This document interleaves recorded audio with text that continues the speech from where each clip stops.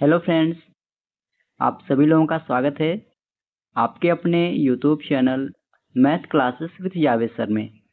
तो आज है 27 जुलाई और साथ में संडे है। तो आज की क्लास में हम लोग 21 जुलाई से 27 जुलाई 2025 के इम्पोर्टेंट करंट अफेयर्स को इस क्लास में डिस्कस करने वाले हैं। तो आप इस पूरे सेशन को लास्ट तक जरूर देखिएगा। और अगर आप हमारे इस वीडियो को पहली बार देख रहे हैं तो चैनल को सब्सक्राइब करना ना भूलें, ताकि हमारे द्वारा कुछ भी अपडेट किया जाए उसका नोटिफिकेशन आपको सबसे पहले मिल सके। तो चलिए हम लोग आज के सेशन को करते हैं स्टार्ट। तो आज का पहला प्रश्न है, जुलाई 2025 में संसद सत्र के बीच अपने पद से इस्तीफा देने वाले पहले उपराष्ट्रपति कौन बने हैं? इसका सही विकल्प हो जाएगा डी यानी जगदीप धनखड़। तो अभी भारत के उपराष्ट्रपति जगदीप धनखड़ ने अपने पद से तत्काल प्रभाव से इस्तीफा दे दिया है। उन्होंने राष्ट्रपति द्रौपदी मुर्मू को संबोधित एक पत्र में स्वास्थ्य संबंधी कारणों और चिकित्सा सलाह का हवाला देते हुए संविधान के अनुच्छेद 67A के तहत अपने इस्तीफे की घोषणा की और इस तरह फ्रेंड्स वह सत्र के बीच पद से इस्तीफा देने वाले पहले उपराष्ट्रपति बने हैं। और आपको जानकारी के लिए बता दें, 2022 में जगदीप धनखड़ ने 14वें उपराष्ट्रपति के रूप में शपथ ली थी। इनका क्रम आप याद रखेंगे, यह कौन से क्रम के राष्ट्रपति थे? तो याद रखना है 14वें क्रम के राष्ट्रपति। अगला प्रश्न है, जुलाई 2025 में अटल नवाचार मिशन का नया मिशन निदेशक किसे नियुक्त किया गया है? तो इसका सही विकल्प हो जाएगा ए यानी दीपक बगला। तो अभी केंद्र सरकार ने दीपक बगला को अटल नवाचार मिशन का नया मिशन निदेशक नियुक्त किया है। और बात करें हम अटल नवाचार मिशन की, तो यह फ्रेंड्स भारत सरकार की एक प्रमुख पहल है जिसे नीति आयोग के तत्वाधान में वर्ष 2016 में शुरू किया गया था। इसका मुख्य उद्देश्य है भारत में नवाचार और उद्यमिता की संस्कृति को बढ़ावा देना। तो अभी आपको इनका नाम याद रखना है, दीपक बगला, जिन्हें अटल नवाचार मिशन का नया मिशन निदेशक नियुक्त किया गया है। अगला प्रश्न है, हाल ही में अंतर्राष्ट्रीय मुद्रा कोष की उप प्रबंध निदेशक ने अपने पद से इस्तीफा दे दिया है, इनका नाम क्या है? तो इसका सही विकल्प है डी यानी गीता गोपीनाथ। तो गीता गोपीनाथ जो वर्तमान में अंतर्राष्ट्रीय मुद्रा कोष की पहली उप प्रबंध निदेशक के पद पर कार्यरत हैं और उन्होंने अगस्त सन 2025 में इस्तीफा देने की घोषणा की है। तो अभी आपको इनका नाम ध्यान रखना है, गीता गोपीनाथ, जो अंतर्राष्ट्रीय मुद्रा कोष की उप प्रबंध निदेशक हैं और उन्होंने अपने पद से इस्तीफा देने की घोषणा की है। ओके। और बात करें अंतर्राष्ट्रीय मुद्रा कोष की, तो अंतर्राष्ट्रीय मौद्रिक कोष संयुक्त राष्ट्र की एक प्रमुख वित्तीय एजेंसी है और एक अंतर्राष्ट्रीय वित्तीय संस्थान है। इसकी स्थापना की बात करें तो इसकी स्थापना 27 दिसंबर 1945 ईस्वी में हुई थी। इसका मुख्यालय वाशिंगटन डीसी में है। इसके वर्तमान सदस्य देशों की बात करें तो 151 देश सदस्य हैं और इसके प्रबंध निदेशक हैं क्रिस्टालिना जॉर्जीवा। अगला प्रश्न है, जुलाई 2025 में भारतीय बीमा विनियामक एवं विकास प्राधिकरण के नए अध्यक्ष के रूप में किसे नियुक्त किया गया है? तो इसका सही विकल्प हो जाएगा बी यानी अजय सेठ। तो अभी पूर्व वित्त और आर्थिक मामलों के सचिव अजय सेठ को भारतीय बीमा विनियामक तथा विकास प्राधिकरण का नया अध्यक्ष नियुक्त किया गया है। और बात करें उन्होंने किनका स्थान लिया है, तो उन्होंने देबाशीष पांडा का स्थान लिया है। और आपको बता दें फ्रेंड्स, अजय सेठ को 3 साल के कार्यकाल या 65 वर्ष की आयु प्राप्त करने तक अगले आदेश तक जो पहले पूरा हो तब तक वह इस पद पर बने रहेंगे। ओके। तो अभी आपको इनका नाम याद रखना है, अजय सेठ, जिन्हें भारतीय बीमा विनियामक तथा विकास प्राधिकरण का नया अध्यक्ष नियुक्त किया गया है। अगला प्रश्न है, हर साल राष्ट्रीय ध्वज दिवस किस दिन मनाया जाता है? तो इसका सही विकल्प है बी यानी 22 जुलाई। तो राष्ट्रीय ध्वज दिवस, जिसे तिरंगा अंगीकरण दिवस भी कहा जाता है, यह हर साल 22 जुलाई को मनाया जाता है। 22 जुलाई को फ्रेंड्स राष्ट्रीय ध्वज दिवस मनाने का मुख्य उद्देश्य राष्ट्रीय ध्वज के महत्व और उसके सम्मान को रेखांकित करना है। और 22 जुलाई सन 1947 को संविधान सभा ने भारत के राष्ट्रीय ध्वज को आधिकारिक रूप से अपनाया था। इसके डिजाइन की बात करें तो इसका डिजाइन पिंगली वेंकैया ने तैयार किया था और 2025 के लिए इसके लिए थीम रखी गई है, एक राष्ट्र एक ध्वज, बलिदान के लिए एकजुट, शांति के लिए प्रतिबद्ध। अगला प्रश्न है, वर्ष 2031 तक विश्व टेस्ट चैंपियनशिप यानी WTC के फाइनल की मेजबानी कौन सा देश करेगा? तो इसका सही विकल्प है सी यानी इंग्लैंड। तो अभी अंतर्राष्ट्रीय क्रिकेट परिषद यानी आईसीसी ने विश्व टेस्ट चैंपियनशिप 2031 तक के फाइनल की मेजबानी इंग्लैंड को सौंपी है। अब इंग्लैंड और वेल्स क्रिकेट बोर्ड 2027, 2029, 2031 संस्करणों के लिए आईसीसी टेस्ट चैंपियनशिप फाइनल की मेजबानी करेगा। और अगर आपसे पूछा जाए कि इस टूर्नामेंट के पहले संस्करण का फाइनल किस सन में आयोजित किया गया था, याद रखना है 2021 में। जिसकी मेजबानी किसने की थी, तो इंग्लैंड ने। और विजेता कौन सी टीम रही, तो न्यूजीलैंड। वहीं उप विजेता अपनी भारतीय टीम रही। इतना आप लोग याद रखेंगे। अगला प्रश्न है, शशिधर जगदीशन वित्तीय वर्ष 2024-25 में भारत में सबसे अधिक वेतन पाने वाले बैंकर बन गए हैं, वह किस बैंक से संबंधित है? तो इसका सही विकल्प हो जाएगा ए यानी एचडीएफसी बैंक। तो अभी शशिधर जगदीशन जो एचडीएफसी बैंक के प्रबंध निदेशक और सीईओ हैं, और वित्तीय वर्ष 2024-25 में भारत में सबसे अधिक वेतन पाने वाले बैंकर बने हैं। उनका कुल वेतन 12 करोड़ रुपए से अधिक है, जो पिछले वर्ष की तुलना में 12% की वृद्धि को दर्शाता है। अगला प्रश्न है, बिम्स्टेक आपदा प्रबंधन अभ्यास के चौथे संस्करण की मेजबानी किस देश द्वारा की गई थी? तो इसका सही विकल्प है सी यानी भारत। तो अभी बिम्स्टेक आपदा प्रबंधन अभ्यास का चौथा संस्करण भारत द्वारा आयोजित किया गया।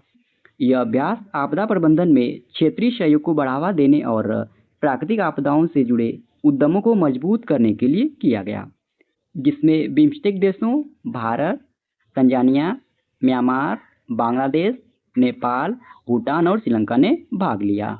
और बात करें इसके पहले सम्मेलन की, तो इसका पहला सम्मेलन सन 2017 में नई दिल्ली में आयोजित किया गया था। इस पॉइंट को भी आप लोग नोट कर लेंगे। अगला प्रश्न है, जुलाई 2025 में किस ऑपरेशन के तहत राजस्व खुफिया निदेशालय ने लगभग 35 करोड़ मूल्य के अवैध चीनी पटाखों को जब्त किया है? तो इसका सही विकल्प है ए यानी ऑपरेशन फायर ट्रेल। तो अभी राजस्व खुफिया निदेशालय ने ऑपरेशन फायर ट्रेल चलाकर 35 करोड़ रुपए मूल्य के चीनी पटाखे जब्त किए हैं। ये अवैध पटाखे मुंबई के नहावा सेवा पोर्ट, गुजरात के मुद्रा कोष और कांडला विशेष आर्थिक क्षेत्र में 7 कंटेनरों में मिले हैं। और बात करें फ्रेंड्स राजस्व खुफिया निदेशालय की, तो राजस्व खुफिया निदेशालय यह एक भारतीय खुफिया एजेंसी है। इसकी स्थापना 4 दिसंबर 1957 ईस्वी में हुई थी और इसका मुख्यालय नई दिल्ली में स्थित है। अगला प्रश्न है, ग्रीन हाइड्रोजन समिट 2025 का आयोजन कहाँ किया गया है? तो इसका सही विकल्प है ए यानी आंध्र प्रदेश। तो अभी आंध्र प्रदेश के मुख्यमंत्री चंद्रबाबू नायडू ने एसआरएम विश्वविद्यालय आंध्र प्रदेश में हरित हाइड्रोजन शिखर सम्मेलन 2025 का उद्घाटन किया। इसके आयोजन तिथि की बात करें तो इसका आयोजन 18 से 19 जुलाई 2025 तक किया गया। इसके उद्देश्य की बात करें तो इसका उद्देश्य भारत में ग्रीन हाइड्रोजन के नवाचार और कौशल विकास को बढ़ावा देना इसका उद्देश्य है। अगला प्रश्न है, किसे हाल ही में मध्य प्रदेश उच्च न्यायालय के मुख्य न्यायाधीश के रूप में नियुक्त किया गया है? तो इसका सही विकल्प है सी यानी न्यायमूर्ति संजीव सचदेवा। तो अभी केंद्र सरकार की तरफ से 14 जुलाई 2025 को अधिसूचना जारी कर मध्य प्रदेश के हाई कोर्ट के नए चीफ जस्टिस संजीव सचदेवा को नियुक्त किया गया है। यह पद पूर्व चीफ जस्टिस सुरेश कुमार कैत के रिटायरमेंट के बाद खाली था, जिसके बाद चीफ जस्टिस संजीव सचदेवा को इस पद पर नियुक्त किया गया है। अगला प्रश्न है, हाल ही में किसने एक सड़क एक दिन योजना को मंजूरी दी है? तो इसका सही विकल्प हो जाएगा बी यानी दिल्ली। तो अभी फ्रेंड्स दिल्ली सरकार ने एक सड़क एक दिन योजना को मंजूरी दी है, जो 1 सितंबर 2025 से शुरू होगी। अगला प्रश्न है, हाल ही में विश्व शतरंज दिवस कब मनाया गया है? तो इसका सही विकल्प हो जाएगा सी यानी 20 जुलाई। तो विश्व शतरंज दिवस हर साल 20 जुलाई को दुनिया भर में मनाया जाता है। इस दिन का उद्देश्य शतरंज के खेलों को बढ़ावा देना और इसके कई लाभों को उजागर करना है। इस दिवस की शुरुआत 1966 ईस्वी में हुई थी और तब से यह हर साल 20 जुलाई को मनाया जाता है। 2025 के लिए इसके लिए थीम चुनी गई है शतरंज सबके लिए है। अगला प्रश्न है, संयुक्त राष्ट्र ग्लोबल नेटवर्क कॉम्पैक्ट इंडिया का अध्यक्ष किसे नियुक्त किया गया है? तो इसका सही विकल्प है ए यानी वैशाली निगम सिन्हा। तो अभी फ्रेंड्स वैशाली निगम सिन्हा जो रिन्यू की सह संस्थापक और अध्यक्ष हैं, को 2025 से 2027 तक के कार्यकाल के लिए संयुक्त राष्ट्र ग्लोबल कॉम्पैक्ट नेटवर्क इंडिया का अध्यक्ष चुना गया है। अगला प्रश्न है, फीडे शतरंज विश्व कप 2025 की मेजबानी कौन सा देश करेगा? तो इसका सही विकल्प है बी यानी भारत।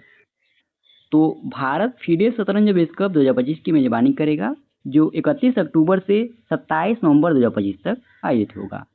इस विश्व कप में 206 खिलाड़ी 3 स्थानों के लिए प्रतिस्पर्धा करेंगे, जो विश्व शतरंज चैंपियनशिप के लिए दावेदार का निर्धारण करेगा। अगला प्रश्न है, हाल ही में केंद्र सरकार ने वैश्विक मानकों पर प्रतिष्ठित पर्यटन स्थल विकसित करने के लिए किस योजना को शुरू किया है? तो इसका सही विकल्प हो जाएगा डी यानी SASCI योजना। और इसका फुल फॉर्म क्या है? तो special assistant to state for capital investment इसका फुल फॉर्म है। और इस योजना का मुख्य उद्देश्य भारत भर के चुनिंदा प्रतिष्ठित पर्यटन स्थलों को विश्व स्तर पर प्रतिस्पर्धी उच्च गुणवत्ता वाले पर्यटन केंद्रों में बदलना है। और यह योजना केंद्रीय पर्यटन मंत्रालय द्वारा शुरू की गई है। इस पॉइंट को भी आप लोग नोट कर लेंगे। अगला प्रश्न है, जुलाई 2025 में आयोजित जापान बैडमिंटन ओपन में पुरुष एकल का खिताब किसने जीता है? तो इसका सही विकल्प है बी यानी सी यूकी। तो अभी टोक्यो में आयोजित जापान बैडमिंटन ओपन 2025 में चीन के सी यूकी ने पुरुष एकल वर्ग का खिताब अपने नाम किया। फाइनल में फ्रांस के एलेक्स लेनियर के खिलाफ उन्होंने जीत हासिल की है। वही महिला वर्ग में अगर बात करें तो महिला वर्ग में विजेता दक्षिण कोरिया की एन से यंग, वहीं उप विजेता चीन की वांग जी रही। अगला प्रश्न है, किस राज्य ने आनामलाई टाइगर रिजर्व में भारत का पहला हार्नबिल संरक्षण केंद्र स्थापित किया है? तो इसका सही विकल्प है डी यानी तमिलनाडु। तो अभी तमिलनाडु हार्नबिल के संरक्षण के लिए एक समर्पित केंद्र स्थापित करने वाला भारत का पहला राज्य बन गया है। यह केंद्र आनामलाई टाइगर रिजर्व में स्थापित किया जाएगा। और तमिलनाडु सरकार ने हार्नबिल संरक्षण पहल भी शुरू किया है, जिसका उद्देश्य पश्चिमी घाट में हार्नबिल प्रजातियों के आवासों की रक्षा करना है। अगला प्रश्न है, हाल ही में राष्ट्रीय प्रसारण दिवस कब मनाया गया है?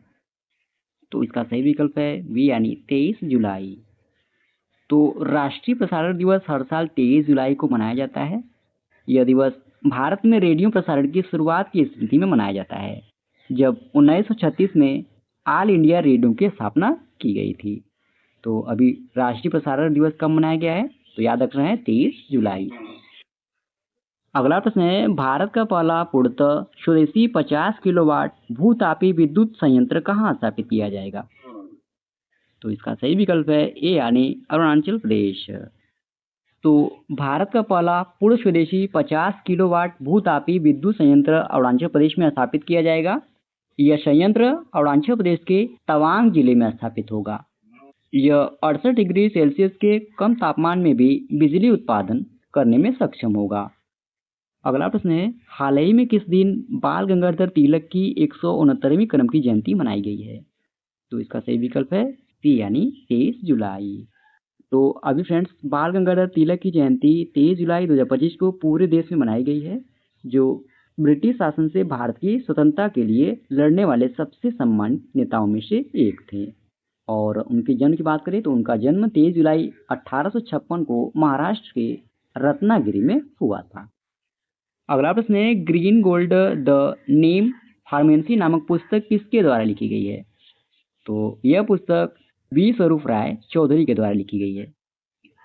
अगला प्रश्न है, जुलाई 2025 में विश्व स्वास्थ्य संगठन यानी WHO ने किस देश को ट्रैकोमा मुक्त घोषित किया है? तो इसका सही विकल्प है सी यानी सेनेगल। तो अभी सेनेगल विश्व का 25वां और अफ्रीका का 9वां ऐसा देश बन गया है जिसने ट्रैकोमा बीमारी को सार्वजनिक स्वास्थ्य समस्या के रूप में समाप्त कर दिया है। गाम्बिया अफ्रीका का फ्रेंड्स पहला ऐसा देश था जिसने यह उपलब्धि पहले ही हासिल की थी। और बात करें फ्रेंड्स ट्रैकोमा रोग की, तो ट्रैकोमा रोग क्लैमाइडिया ट्रैकोमैसिस नामक जीवाणु के कारण होता है। यह एक संक्रामक बीमारी है जो आंखों को प्रभावित करती है। अगला प्रश्न है, भारतीय ओपन एथलेटिक्स मीट 2025 की मेजबानी किस राज्य ने की है?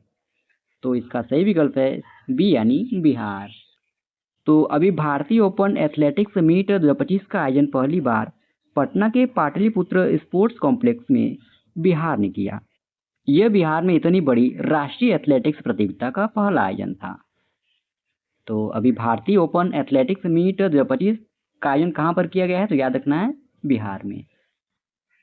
अगला प्रश्न है, जुलाई 2025 में केंद्रीय कपड़ा मंत्री गिरिराज सिंह ने 16वें इंडिया ट्रेड फेयर का उद्घाटन कहाँ किया है? तो इसका सही विकल्प है सी यानी जापान। तो अभी जुलाई 2025 में केंद्रीय कपड़ा मंत्री गिरिराज सिंह ने जापान की राजधानी टोक्यो में 16वें इंडिया ट्रेड फेयर का उद्घाटन किया है। यह मेला भारतीय कपड़ा निर्यातकों के लिए जापानी खरीदारों से सीधे जुड़ने के सबसे बड़े प्लेटफॉर्मों में से एक है और इसका उद्देश्य भारत जापान कपड़ा व्यापार को और मजबूत करना है। अगला प्रश्न है, फीडे महिला शतरंज कप में सेमीफाइनल में पहुंचने वाली पहली भारतीय महिला खिलाड़ी कौन बनी है? तो इसका सही विकल्प है सी यानी कोनेरू हम्पी। तो अभी कोनेरू हम्पी जॉर्जिया के बाटुमी में चल रहे फीडे महिला शतरंज कप के सेमीफाइनल में पहुंचने वाली पहली भारतीय महिला बन गई हैं, जहां कोनेरू हम्पी ने क्वार्टर फाइनल में चीन की सोंग योक्सिन के खिलाफ क्वार्टर फाइनल में अपनी जगह पक्की की है। और इसके आयोजन की बात करें तो इसका आयोजन 5 जुलाई 2025 से 29 जुलाई 2025 तक किया जाएगा। अगला प्रश्न है, 66वें अंतर्राष्ट्रीय गणित ओलंपियाड में भारत ने कौन सा स्थान हासिल किया? तो इसका सही विकल्प है डी यानी 7वां स्थान। तो अभी भारत ने ऑस्ट्रेलिया के सनशाइन कोस्ट में आयोजित 66वें अंतर्राष्ट्रीय गणित ओलंपियाड 2025 में 7वां स्थान हासिल किया है, जहां 110 देशों की प्रतिस्पर्धा के बीच भारत की 6 सदस्यीय टीम ने 3 स्वर्ण, 2 रजत और 1 कांस्य पदक जीतकर राष्ट्रीय रिकॉर्ड भी अपने नाम किया। और इसमें स्वर्ण पदक विजेताओं की बात करें तो कनव तलवार, आरव गुप्ता और आदित्य मंगूड़ी स्वर्ण पदक विजेता रही। अगला प्रश्न है, अंतर्राष्ट्रीय चंद्रमा दिवस 2025 कब मनाया गया है? तो इसका सही विकल्प है बी यानी 20 जुलाई। तो अंतर्राष्ट्रीय चंद्रमा दिवस हर साल 20 जुलाई को मनाया जाता है। यह दिन 1969 में हुई ऐतिहासिक अपोलो 11 लैंडिंग की स्मृति में मनाया जाता है और 2025 के लिए इसके लिए थीम रखी गई है, एक चंद्रमा, एक दृष्टि, एक भविष्य। अगले प्रश्न में पूछ रहा है, जुलाई 2025 में किस देश ने आम चुनाव में मतदान की न्यूनतम आयु 18 से घटाकर 16 वर्ष कर दी है? तो इसका सही विकल्प है बी यानी ब्रिटेन। तो अभी जुलाई 2025 में ब्रिटेन ने आम चुनाव में मतदान की न्यूनतम आयु 18 से घटाकर 16 वर्ष कर दी है। इससे पहले फ्रेंड्स 1969 में मतदान आयु 21 वर्ष से घटाकर 18 वर्ष की गई थी और इस निर्णय के उद्देश्य की बात करें तो लोकतंत्र में युवाओं की भागीदारी को बढ़ाना इस निर्णय का उद्देश्य है। अगला प्रश्न है, ग्लोबल फाइनेंस पत्रिका के अनुसार 2025 में किस बैंक को सर्वश्रेष्ठ उपभोक्ता बैंक घोषित किया गया है? तो इसका सही विकल्प है सी यानी भारतीय स्टेट बैंक। तो अभी ग्लोबल फाइनेंस पत्रिका ने भारतीय स्टेट बैंक को 2025 के लिए विश्व का सर्वश्रेष्ठ उपभोक्ता बैंक घोषित किया है। यह पुरस्कार एसबीआई को उत्कृष्ट ग्राहक सेवा, डिजिटल नेटवर्क, नवाचार और व्यापार नेटवर्क के लिए दिया गया है। अगला प्रश्न है, किस राज्य में स्थित लुंगफुन रोपवे स्थल को भारतीय पुरातत्व सर्वेक्षण द्वारा राष्ट्रीय महत्व का स्मारक घोषित किया गया है? तो इसका सही विकल्प है बी यानी मिजोरम। तो अभी मिजोरम के चम्फाई जिले के लियानपुई गांव में स्थित लुंगफुन रोपवे को भारतीय पुरातत्व सर्वेक्षण ने 14 जुलाई 2025 को राष्ट्रीय महत्व का स्मारक घोषित किया। यह मिजोरम का दूसरा ऐसा स्थल है यहाँ प्राचीन मेनहिर या पत्थर की नक्काशी मिलती है जो प्रारंभिक मिजो जीवन, रीति रिवाज और विश्वासों को दर्शाती है। अगला प्रश्न है, पद्मश्री पुरस्कार विजेता रतन थियाम कौन थे जिनका हाल ही में 77 वर्ष की आयु में निधन हो गया? तो वह फ्रेंड्स एक थिएटर निर्देशक थे, यानी ए ऑप्शन सही हो जाएगा। अगला प्रश्न है, किस दिन प्रसिद्ध स्वतंत्रता सेनानी चंद्रशेखर आजाद की 119वीं क्रम की जयंती मनाई गई? तो इनकी 119वीं क्रम की जयंती मनाई गई है 23 जुलाई को। ओके। अगला प्रश्न है, इसरो के अध्यक्ष वी नारायणन ने किस वर्ष तक एक स्वतंत्र भारतीय अंतरिक्ष स्टेशन स्थापित करने की घोषणा की है? तो इसका सही विकल्प है सी यानी 2035। तो फ्रेंड्स, अभी भारतीय अंतरिक्ष अनुसंधान संगठन यानी इसरो के अध्यक्ष वी नारायणन ने घोषणा की है कि भारत 2035 तक अपना स्वयं का अंतरिक्ष स्टेशन स्थापित करेगा और चंद्रमा पर एक अंतरिक्ष यात्री भेजेगा और वर्ष 2040 तक मानव चंद्रमा अभियान को पूरा करने की महत्वाकांक्षी को भी योजना की घोषणा उनके द्वारा की गई है। अगला प्रश्न है, अंडर 20 फ्री स्टाइल कुश्ती चैंपियनशिप 2025 का आयोजन कहाँ किया गया, जिसमें भारतीय टीम को दूसरा स्थान प्राप्त हुआ। तो इसका आयोजन किर्गिस्तान की राजधानी बिश्केक में किया गया था, जहां भारतीय टीम ने अंडर 20 फ्री स्टाइल कुश्ती चैंपियनशिप में दूसरा स्थान प्राप्त किया। अगला प्रश्न है, वर्ष 2024-25 में भारत का सबसे बड़ा प्रसंस्कृत आलू उत्पादक राज्य कौन बन गया है। तो गुजरात बना है। अगला प्रश्न है, किसे इंडियन गोल्फ प्रीमियर लीग का ब्रांड एम्बेसडर नियुक्त किया गया है।